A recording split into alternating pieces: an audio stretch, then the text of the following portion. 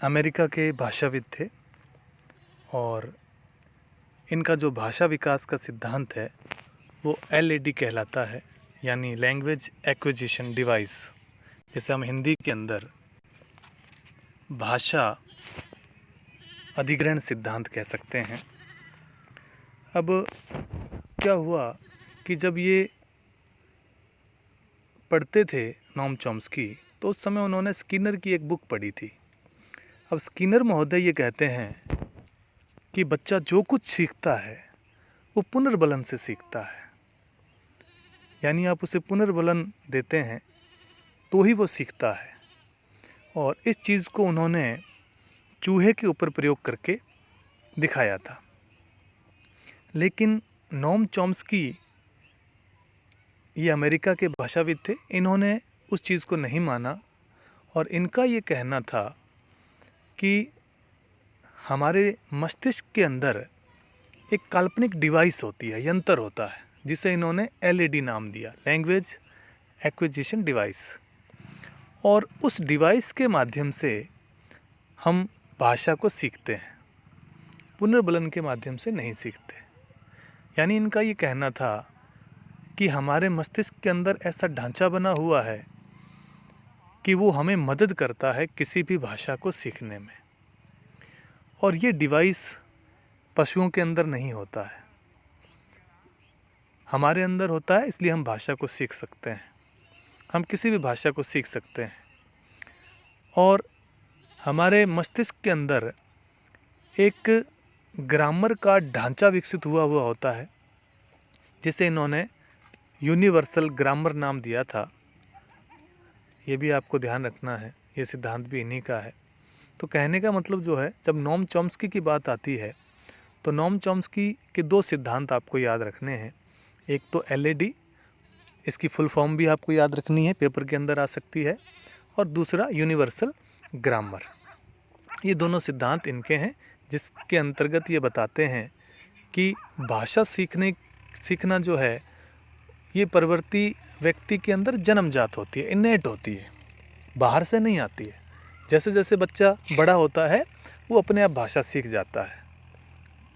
उदाहरण के लिए इन्होंने बताया कि जैसे मान लो एक छोटा बच्चा है, वो जब ये कहता है कि मैं स्कूल जा रहा हूँ, वो कभी ये नहीं कहता कि जा रहा हूँ मैं स्कूल।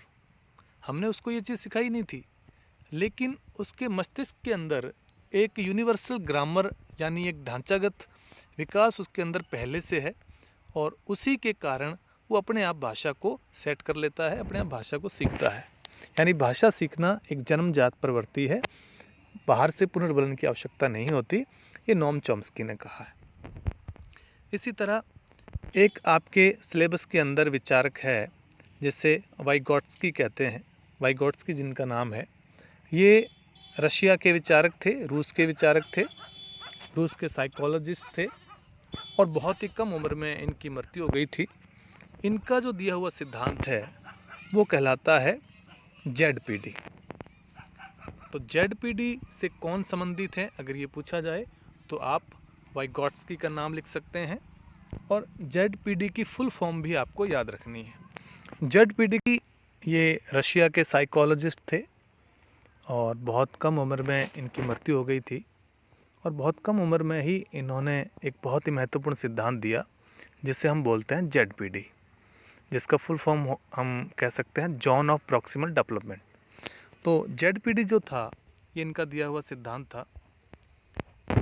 इस ZPD के अंदर ये बताते हैं कि कुछ चीज़ें ऐसी होती हैं जो बच्चा अपने आप कर लेता है, वहाँ उसको सहयोग की ज़रूरत नहीं होती, और कुछ चीज़ें ऐसी होती हैं जहाँ बच्चा सहयोग से करता है, और एक उसके विकास का ऐसा क्षेत्र होता है, कार्यों का ऐसा क्षेत्र होता है जहाँ वो सहयोग से भी नहीं कर पाता, यानी कान डू इवन इफ़ गाइडेड, यदि उसे गाइड किया जाए फिर भी वो नहीं कर सकता। तो जो वो नहीं कर सकता और जो वो कर सकता है, इन दोनों के बीच का जो क्षेत्र होता है, यानी जो वो सहयोग से करता है, इस क्षेत्र को बोला जाता है ZPD, यानी संभावित विकास का क्षेत्र।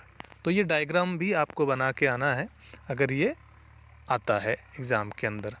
तो इस तरह से अगर आप थोड़ा सा ध्यान दे कर के पढ़ें तो आप बहुत अच्छे नंबर प्राप्त कर सकते हैं। किसी भी विचारक के बारे में पूछा जाए, चाहे वो जेडपीडी के बारे में पूछा जाए, या फिर आपको एलईडी के बारे में पूछा जाए, या फिर आपको मॉनिटर सिद्धांत के बारे में पूछा जाए, या पियाजे के सिद्धांत के बारे में पूछा जाए, तो सबसे पहले आपको क्या करना है, उस विचारक के बारे में थोड़ा सा इंट्रोडक्शन देना है। ये चीज़ आप अभी नेट से या सोशल मीडिया कहीं से भी आप डाउनलोड करके उसको एक कॉपी में लिख लें कि कौन सा विचार कहाँ का था, वो कब पैदा हुआ और उसने कौन सा सिद्धांत दिया। ये 3 बातें अगर आप लिख देंगे और उसके बाद में उसके सिद्धांत को लिखेंगे तो एग्जामिनर के ऊपर थोड़ा फ़र्क पड़ेगा, है ना, और वो आपको आसानी से नंबर दे सकता है। तो इस तरह से अगर आप सिस्टमेटिक तरीके से रणनीति बनाकर पढ़ेंगे तो मुझे लगता है कि आप बहुत अच्छा कर पाएंगे।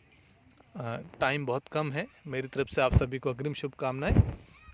और एक चीज़ और बताना चाहूँगा कि बहुत लंबा सफ़र है, लगभग 1600-1700 किलोमीटर लंबा सफ़र है, तो आप अपने साथ मास्क और हैंड सैनिटाइज़र जो है वो ज़रूर साथ रखें और बिल्कुल कोताही नहीं बरतें, क्योंकि ये ऐसा वायरस है जो दिखता नहीं है।